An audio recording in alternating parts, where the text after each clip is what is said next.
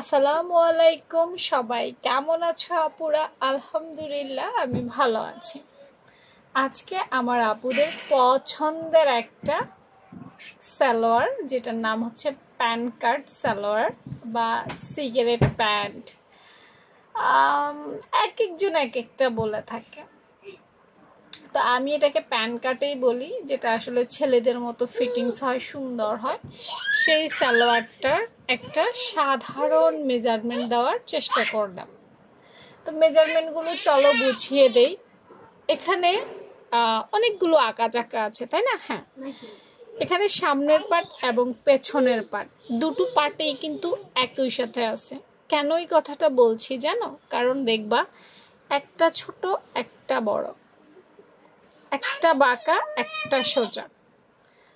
তো যারা মূলত প্যান কাট সালোয়ারটা আসলে পারো তারাই মেজারমেন্টটা বুঝতে পারবা, বাকিদের জন্য একটু কঠিন হয়ে যাবে। প্রত্যেকটা জায়গায় মেজারমেন্ট দেওয়া আছে। আপু সহজ ভাষায় যদি বলি তাহলে বলবো কোমরের মাপ 34 সাইজের জন্য 8.5 নেওয়া হয়েছে, আর হাইয়ের মাপ 12 ইঞ্চি নিয়েছি। ওই যে আমি বললাম যে আমি একটা সাধারণ মেজারমেন্ট দেওয়ার চেষ্টা করেছি। সরি এক্সট্রিমলি সরি আপু, হাইয়ের মাপ 9 ইঞ্চি নিয়েছি আপু, এটা বলে ফেলছি ভুলে, কেউ এটা বুঝবা না।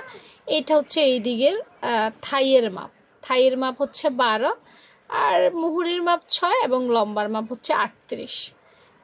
বিষয়গুলো আসলে একটু ঝামেলা। আপু দেখাই দেই, দেখো এই যে বাঁকা শেপটা দেখতে পাচ্ছ, এইটা পেছনের পাটে হবে, এটা কিন্তু সামনের পাটে না।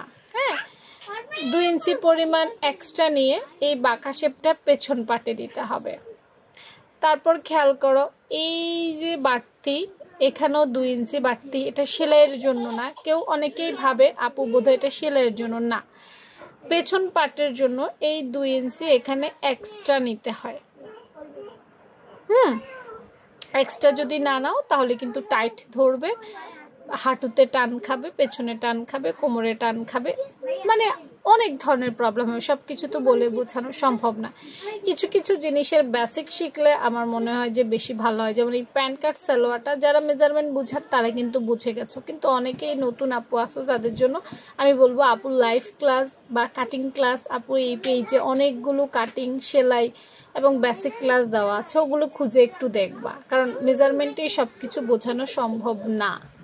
হ্যাঁ, তো যাদের আসলে মেজারমেন্ট প্রয়োজন তাদেরকে দিয়ে দিলাম। কোনো কিছু জানার প্রয়োজন হলে কমেন্ট সেকশনে কমেন্ট করে জানাতে পারো।